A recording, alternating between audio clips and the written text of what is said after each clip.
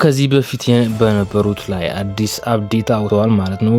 ዎች አወርስ እና ሾርት ፎርም ለሚሰሩት ደግሞ በ3 ወር ውስጥ 10 ሚሊዮን እይታ የሚጠይቀውን አሁን ወደ 20 ሚሊዮን፣ ዎች አወርስ ደግሞ ሞኔታይዝ ለማድረግ 4000 ሰዓት የሚጠይቀውን ወደ 8000 በእጥፍ አሳድጎታል ማለት ነው።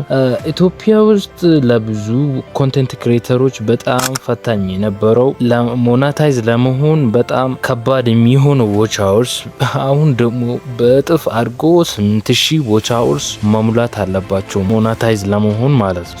ዩቲዩብ ላይ ኮንቴንት ክሬተር ከሆናችሁ ይሄ መረጃ ተግባራዊ የሚሆነው ፌብሩዋሪ 1 2027 ስለሆነ እስከዛ ድረስ በኮንሲስተንሲ ቪዲዮ ከሰራችሁ ዎች አወር በነገራችን ላይ ኮንሲስተንሲ በጣም ከሆናችሁ መሙላት ትችላላችሁ። በአንድ ቪዲዮ በሁለት ቪዲዮ ቢበዛ በ10 ቪዲዮም ሊሆን ይችላል። ግን እናንተ ኮንቴንት አሪፍ ኮንቴንትና ኳሊቲ ያለው ነገር ከሰራችሁ 8000 ሰዓት ትልቅ አይደለም።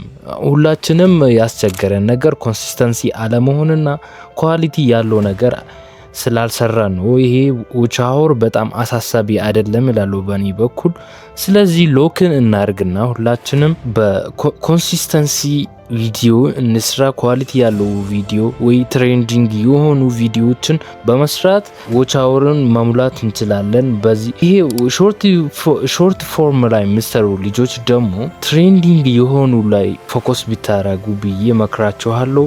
ዩቲዩብ ላይ አዳዲስ ነገሮች ሲመጡ አሳውቃቸዋለሁ። ለጊዜው ይሄ ዎች አወርስ የሚባለው ወደ 8000 ሰዓት ስላደገ እናንተ ተስፋ እንዳትቆርጡ ይላቸዋለሁ። ቴንኪዩ